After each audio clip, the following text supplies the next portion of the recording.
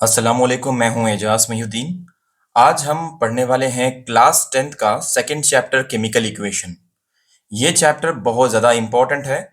सबसे पहले हम इसमें समझेंगे कि केमिकल इक्वेशन कब लिखा जाता है। राइट, केमिकल इक्वेशन अपन कब लिखते हैं, एक्चुअल में केमिकल इक्वेशन लिखने की नौबत कब आती। सबसे पहले ये नौबत आना है, केमिकल इक्वेशन लिखना है, एक इक्वेशन लिखना है। तो सबसे पहले क्या देखना है आपको, केमिकल रिएक्शन के बारे में देखना है। केमिकल रिएक्शन में एक्चुअल में हो रहा क्या। राइट, केमिकल रिएक्शन में एक्चुअल में हो रहा क्या। ठीक है,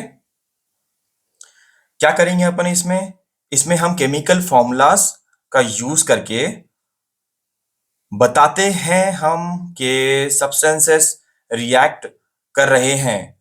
मतलब सब्सटेंस जो सब्सटेंस अगर रिएक्ट करे, समझो जो रिएक्ट कर रहे हैं, तो उनको क्या बोलते हैं, रिएक्टेंट्स बोलते हैं। क्या बोलते हैं, रिएक्टेंट्स। ठीक है, जो सब्सटेंसेस रिएक्ट कर रहे हैं तो उनको क्या बोलते हैं, रिएक्टेंट्स बोलते हैं। और कौन से जो सब्सटेंसेस रिएक्ट नहीं कर रहे हैं, लेकिन रिएक्ट करने के बाद, सब्सटेंस रिएक्ट करने के बाद ये तो रिएक्ट कर रहा ना, जो रिएक्ट कर रहा वो सब्सटेंस को क्या बोलते हैं, रिएक्टेंट्स बोलते हैं। और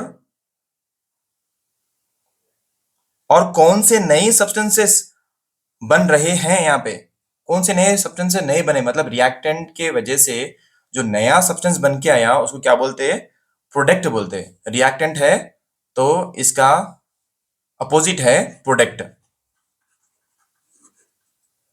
ठीक है, प्रोडक्ट। रिएक्टेंट वो है जैसे कि आप कुछ सामान लिए, कुछ आपको पकाना है, बिरयानी पकाना है, तो उसमें आप जो भी सौदा लिए उसको क्या बोलते हैं, रिएक्टेंट्स बोलते हैं। और जो फाइनल में जो बिरयानी बन के आई उसको क्या बोलते हैं, प्रोडक्ट्स बोलते हैं। ठीक है, रिएक्टेंट और प्रोडक्ट।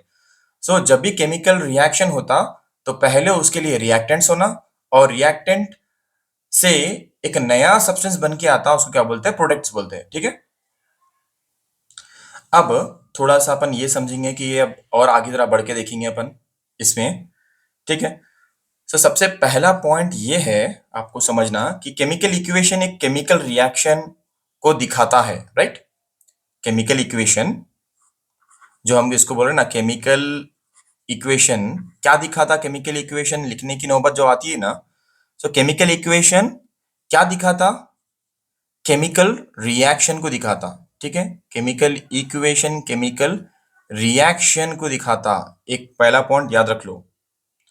ठीक है, उसके बाद सेकेंड पॉइंट ये याद रख लो कि इसके अंदर क्या रहते, फॉर्मुलेस रहते, और फॉर्मेट क्या रहता वो भी देख लो। एक तो एलएचएस में लेफ्ट हैंड साइड में क्या रहते, रिएक्टेंट्स रहते, रिएक्टेंट्स। ठीक है, और आरएचएस में कौन रहते, जैसे मैं बोला आपको पहले भी, उसमें रहते प्रोडक्ट्स। ठीक है, प्रोडक्ट्स। एलएचएस में जो रहते हैं उसको रिएक्टेंट्स बोलते हैं, और आरएचएस में जो भी आए वो प्रोडक्ट रहते हैं। ठीक है ना, रिएक्टेंट और प्रोडक्ट। अब ये क्या दिखा रहे हैं, थर्ड में आप थर्ड पॉइंट लिखेंगे, ये क्या दोनों क्या दिखाते, रिएक्टेंट क्या दिखा रहा, सब्सटेंसेस दिखा रहा। कौन से सब्सटेंसेस रिएक्ट कर रहे हैं। राइट, सब्सटेंसेस रिएक्ट कर रहे, ये जो हो रहा है यहां पे, सब्सटेंसेस रिएक्ट कर रहे, क्या नया सब्सटेंस बना। एक तो कौन से सब्सटेंसेस रिएक्ट कर रहे, इसकी इंफॉर्मेशन अपने को मिल गई।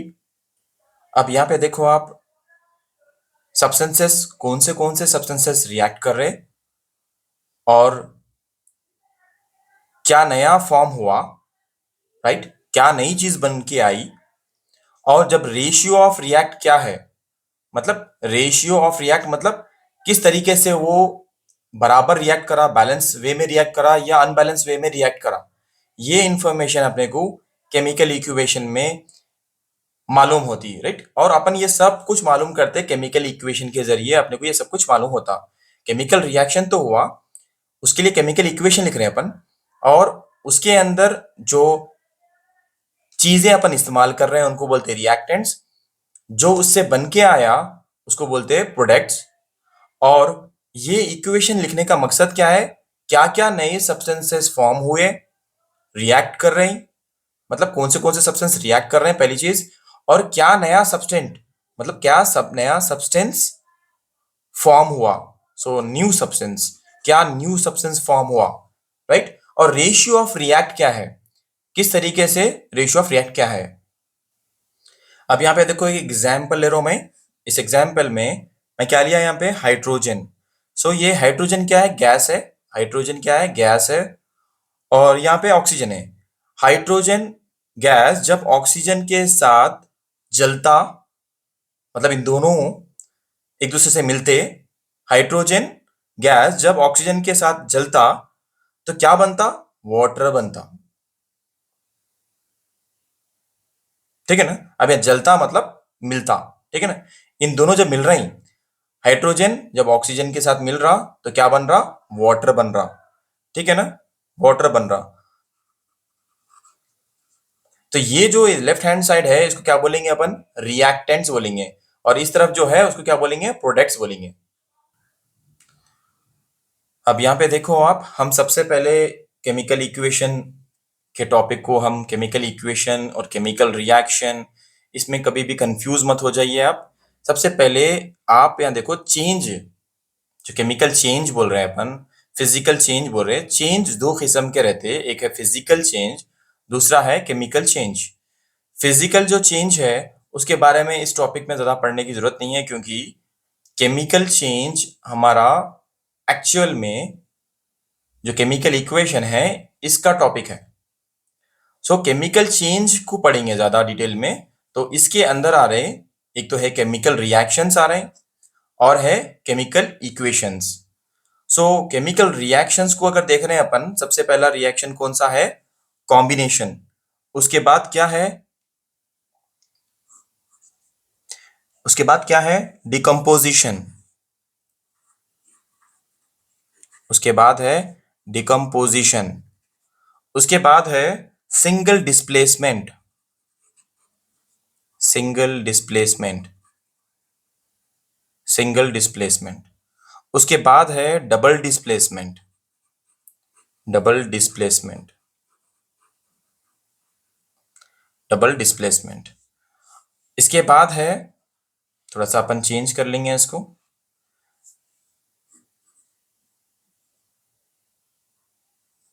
इसके बाद है और एक एक्सोथर्मिक के बारे में पढ़ने वाले अपन, एक्सोथर्मिक। उसके बाद है एंडोथर्मिक, एंडोथर्मिक। उसके बाद है प्रिसिपिटेशन,